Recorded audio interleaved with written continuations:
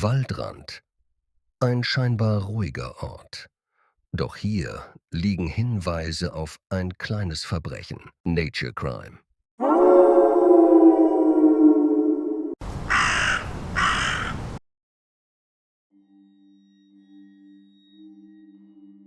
Ein Spurensucher nimmt die Ermittlungen auf. Der Verdacht: ein Mäusemord am Waldrand. Überall auf dem Boden liegen Bucheckern. Viele davon sind geöffnet. Solche Spuren entstehen oft, wenn Mäuse hier nach Nahrung suchen.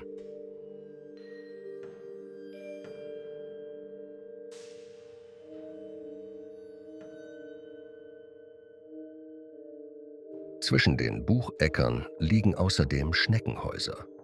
Unbeschädigt. Auch sie zeigen: dieser Ort wird regelmäßig von kleinen Tieren genutzt. Doch dann findet sich ein neuer Hinweis: Fuchslosung. Und darin Haare eines Kleinsäugers. Ganz in der Nähe finden sich außerdem schwache Trittsiegel, nicht besonders deutlich.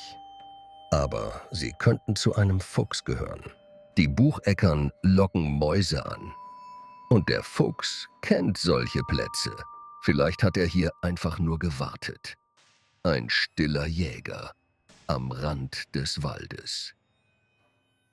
Nature Crime.